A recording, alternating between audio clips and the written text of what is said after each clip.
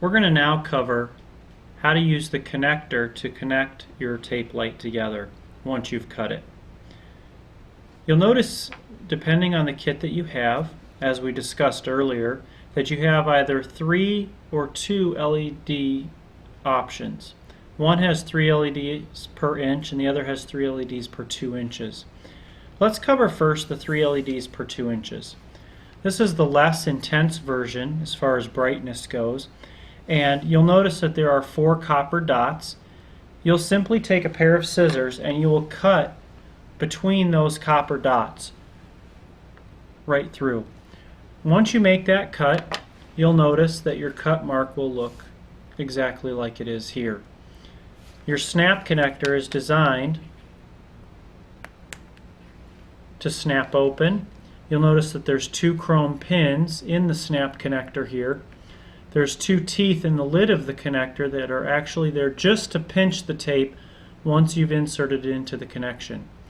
You want to make sure before you actually slip your tape into the connector that you peel back the 3M VHB adhesive on the back. Once you do this, you'll go ahead and you'll slip your connector in, and it'll actually go in underneath those 2 little chrome pins there. You'll want to make sure that that connection is seated well, and before you snap it closed, you're going to want to go ahead and check your power source and make sure that your lights light up. If you have trouble getting your lights to light up, just wiggle it back and forth, as there's a small wax coating over this tape just to break through that wax coating. Once you've got that done, you'll go ahead and snap your connector closed, and you're ready to move on in your installation. The next part that we'll cover here, we're going to go ahead and open this back up and pull this tape out, is the high density or the vivid strip light tape. Now you'll notice here in this scenario, the LED tape light was cut in the same fashion as the less intense version, where just the 2 copper dots are showing. However, this will create a problem.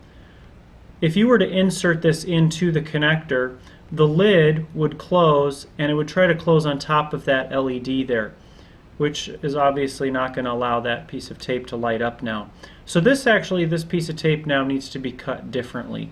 So we're going to show you actually how to do that right here.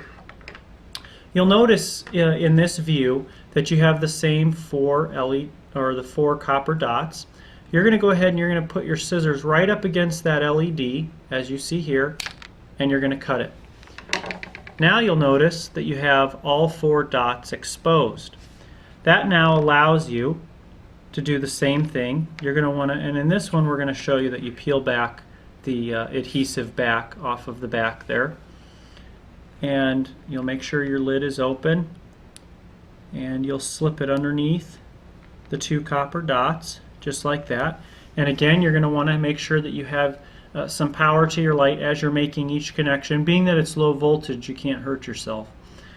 Once you make sure that the strip lights up, you're going to go ahead, snap it closed, and now it's locked in position, and you'll see how that LED now clears the lid when you close it.